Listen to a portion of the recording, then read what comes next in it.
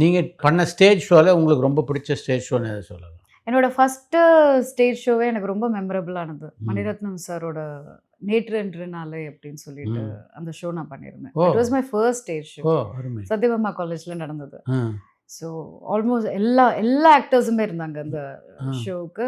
பிரம்மாண்டமான ஒரு ஷோ. அதுதான் என்னோட ஃபஸ்ட்டு நான் பண்ண ஷோ. கலா மாஸ்டர் தான் choreography. It was directed by Mani sir. அருமை.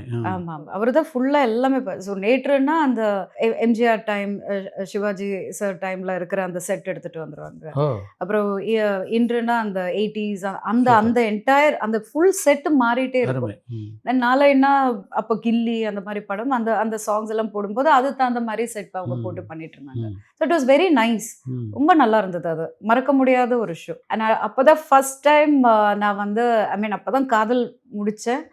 அப்போ தான் ஃபஸ்ட் டைம் நான் வந்து எல்லா ஆர்டிஸ்ட்டையும் பார்க்குறேன். எல்லா ஆர்டிஸ்ட்டும் தமிழ்நாட்டில் இருக்கிற எல்லா ஆர்டிஸ்ட்டையும் நான் அப்போ தான் ஃபஸ்ட் டைம் ஒன்றா பார்க்குறேன். ஸ்டேஜ் ரிஹர்சல்லாம் ஒருத்தராக வந்து நாங்கள் ஆடும்போதெல்லாம் it was experience to be present and to witness that. Namitha நெருங்கிய தோழியா? ஆமாம், நிறைய 2-3 ஷோ பண்ணியிருக்கோம் ஒன்றா சேர்ந்து.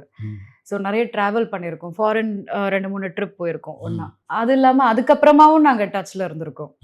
எங்கள் 2 பேர் மேரேஜ் முன்னாடியும் நாங்கள் டச்சில் இருந்தோம். மேரேஜ்க்கு அப்புறமாவும் அவங்க ஹஸ்பண்ட் எல்லாருமே டச்சில் இருந்தோம், கோவிட் வரைக்கும். இப்போ கூட அவங்க அஃப்கோர்ஸ் ஃபோன் பண்ணி எல்லாம் பேசுவாங்க.